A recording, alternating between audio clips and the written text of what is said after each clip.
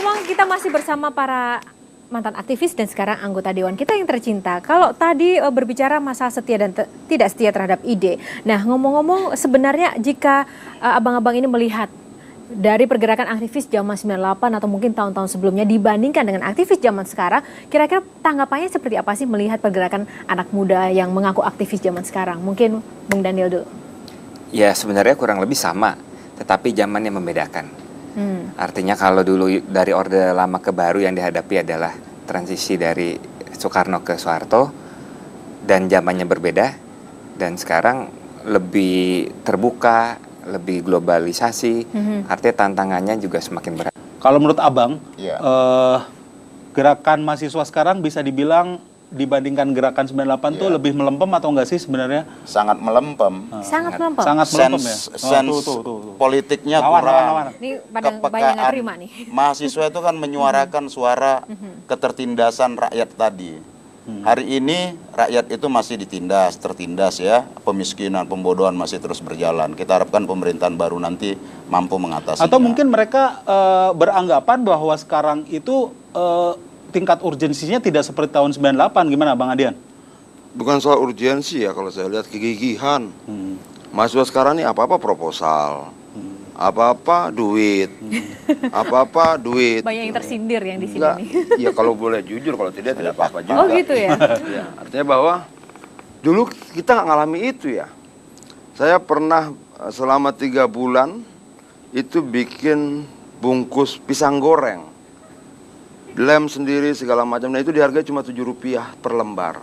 Dan Kita hasilnya dipakai untuk bikin selebaran, mendanai aktivisme ya? Iya, nyetak kaos sendiri, jual sendiri, kita jadikan selebaran, kita buat stiker sendiri. Jadi idealisme itu sesuatu yang harus diperjuangkan tuh. Iya, dan ini juga tergantung dengan bisa dilihat dari cara untuk mencapai atau melakukan perjuangan itu ya. Kita juga ada headline ini tentang Bung Adian. Ini masih seputar Anda yang dirasa itu cukup sulit beradaptasi di DPR. Benarkah demikian? Apakah memang karena mungkin dulu sering aktif di jalanan, berorasi di jalanan yang di bawah terik matahari, sekarang tiba-tiba masuk DPR, Anda ada kesulitan beradaptasikah mungkin?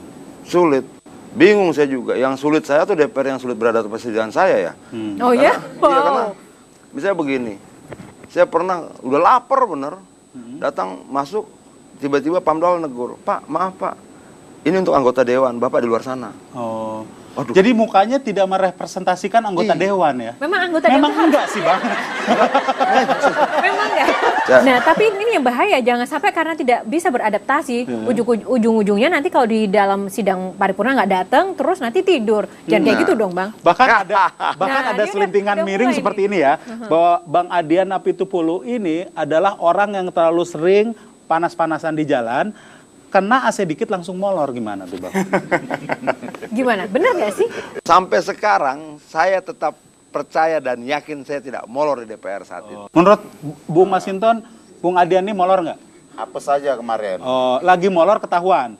Padahal yang lain juga molor gitu ya? Sebenarnya tidak molor kalau itu saya karena sama-sama pada saat itu. Kebetulan lagi merem sebentar, mata kami, fokus kamera itu tertuju ke dia. Persekian detik saja ya? Ya itu kadang, ya di DPR itu ya apes. Kalau Abang Masinton sendiri punya kesulitan nggak beradaptasi dengan DPR? Atau DPR yang berkesulitan beradaptasi dengan Abang?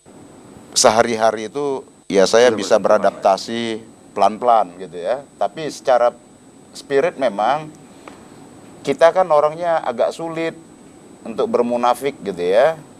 Kadang kita masih Jadi suka mau bilang melihat, bahwa anggota DPR yang lain itu munafik gitu? tidak, artinya gini, dalam relasinya itu kalau kadang Ini udah mulai kayak politisi ya, tidak, ini tidak.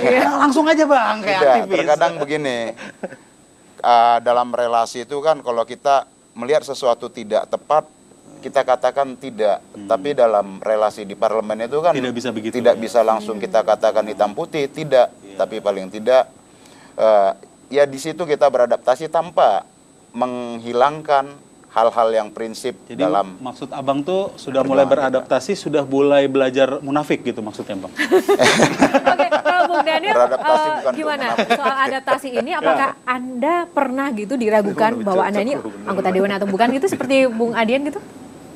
Adaptasinya seperti apa juga? Kalau beradaptasi sih nggak terlalu masalah. Cuma yang menjadi masalah ya sempat kaget karena berharap begitu sampai DPR segera setelah dilantik kita bisa bekerja. Tetapi ya saat ini masih agak berlarut-larut sehingga belum bisa bekerja optimal di komisi, mematangkan program-program, merumuskan anggaran dan sebagainya. Bang Adian nih seru banget nih Bang. Jadi sorotan terus. Ini gara-gara soal foto ini ya. Ya ini kayaknya bisa masuk ke Pulitzer Award sebagai Photo of the Year ya Bang. Atau trending topic gitu kan. Tapi yang jelas Abang sudah boleh mulai aktif di Instagram seperti Ibu Ani dulu ya Bang. Untuk foto-foto ini diupload ini lumayan nih, kalau di like-nya banyak Abang bisa jadi online shop nanti lama-lama. Ini katanya Abang mau melakukan tindakan lanjutan untuk menuntut ke Dewan Pers. Benar nggak? Iya. Kenapa? Ya, ini kan ada 3 foto ya. Ini ada 3 foto yang tiga-tiganya berbeda. Pertama saya begini, kedua saya posisi miring seperti ini, dengan kacamata turun ke bawah, dan ketiga kacamata saya ke atas dan saya lebih miring. Tapi yang miring ketiga itu angle fotonya yang berbeda. Saya sudah bicara dengan teman-teman fotografer segala macam. Ini kenapa berbeda? Angle-nya beda. Fotografernya pindah tempat, sehingga kemiringannya nampak lebih tinggi. Seperti itu. Nah, lalu saya datang ke DPR, saya minta rekaman CCTV. Detik per detik, menit per menit, saya tidak bergerak di menit keberapa dan apa aktivitas saya saat itu. Saya ambil lagi dari rekaman TV yang lain, kita coba combine, kita padukan dengan semua aktivitas handphone saya. Terima SMS, kirim SMS, terima BBM dan sebagainya. Tidak terbukti tidur.